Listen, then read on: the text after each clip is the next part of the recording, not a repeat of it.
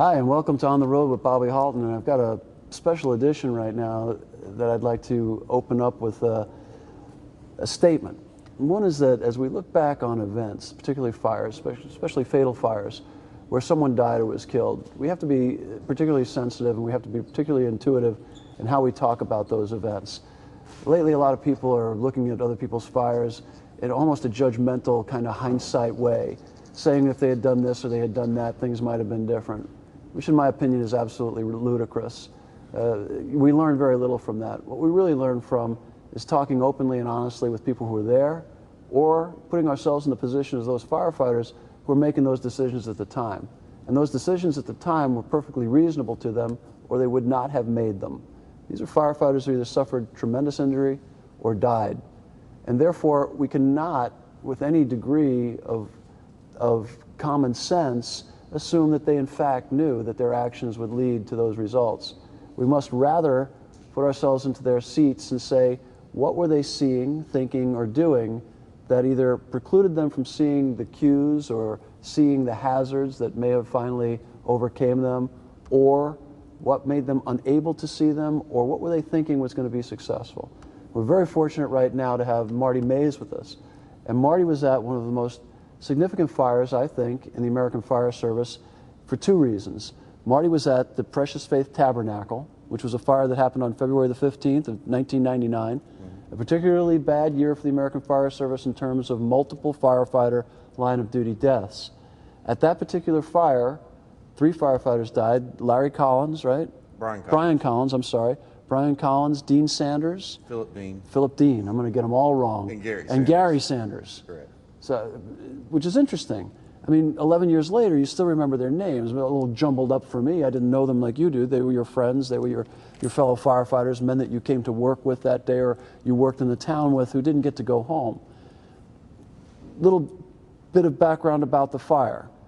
How did the fire occur? And if you're not familiar with the fire that's on the NIOSH docket, it happened on February the 15th, 1999. That's all you need to know to get the NIOSH report, which is a very good report. Correct. But the fire was an interesting fire for several reasons. So let's just run through the event itself. Fire occurred at like 10 in the morning or so? A little after 10 in the morning is when the first tones come in. Okay.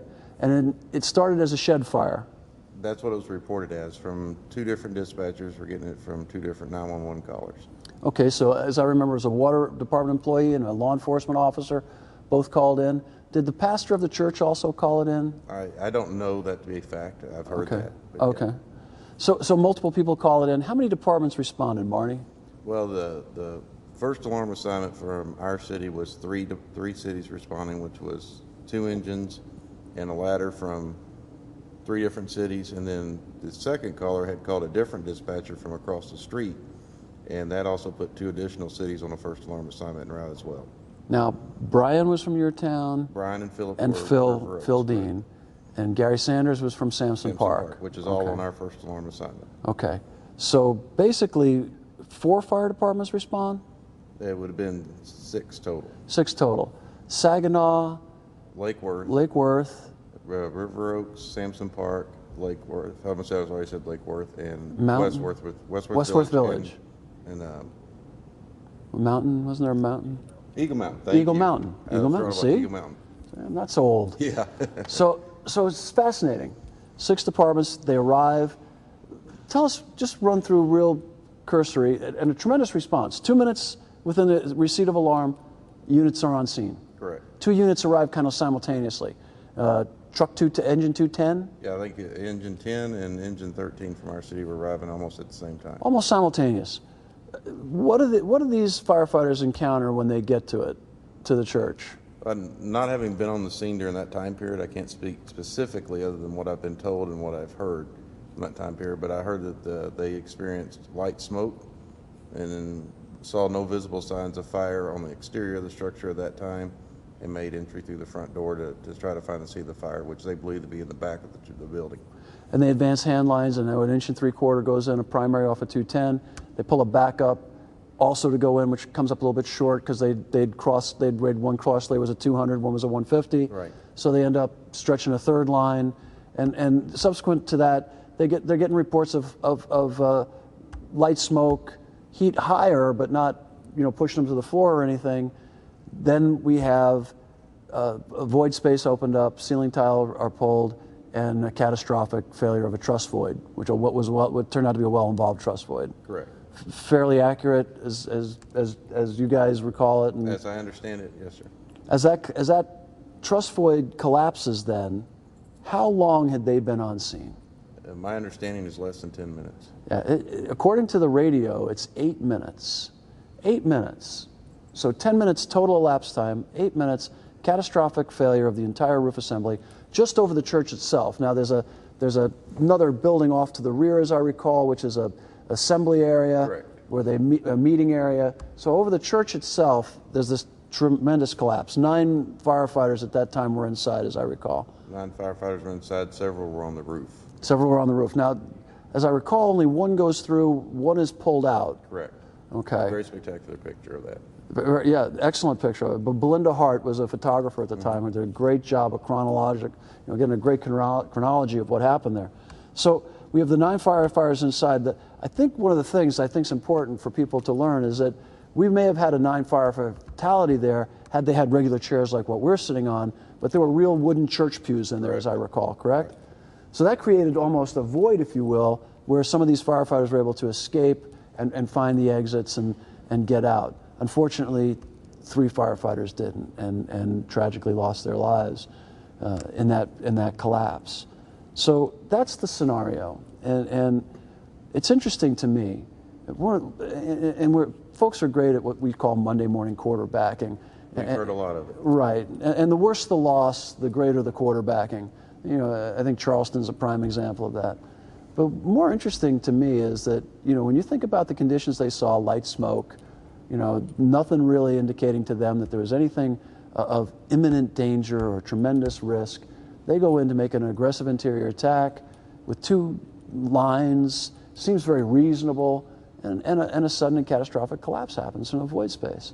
So how does an officer like yourself going forward in that community, and they're all volunteer fire departments, as I recall, correct? Correct. Some are now paid. But at the time they were volunteers. All volunteers.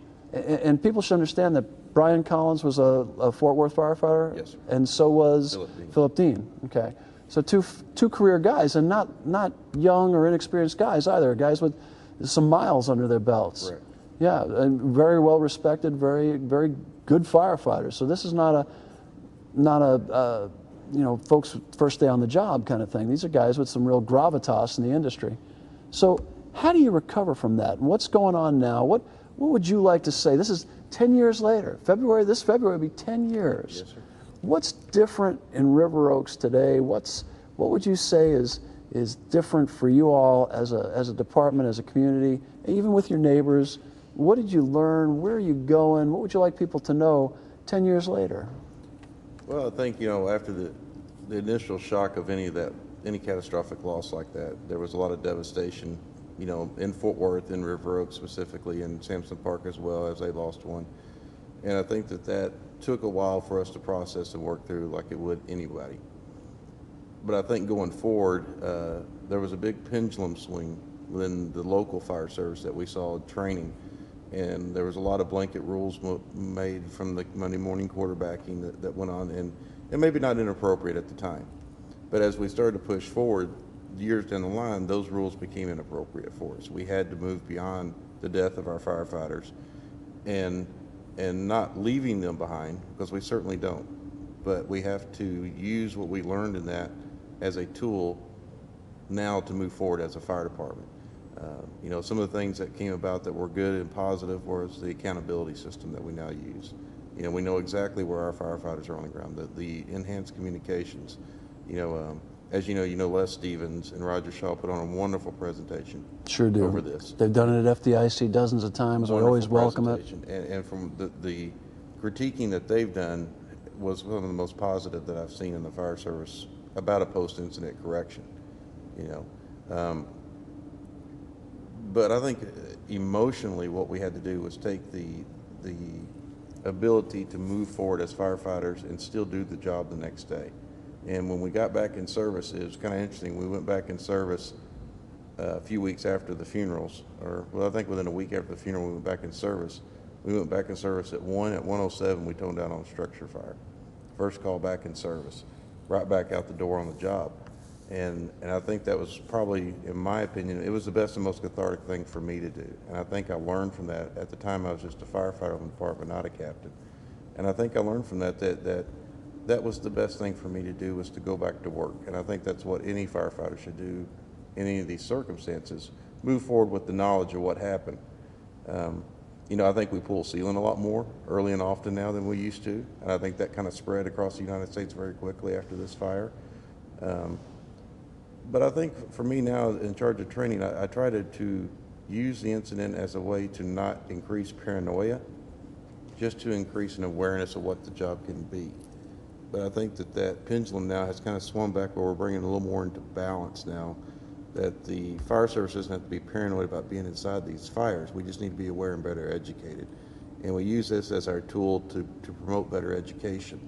And I think if anybody asked us, the River Oaks firemen, what they learned from it, is to get better educated.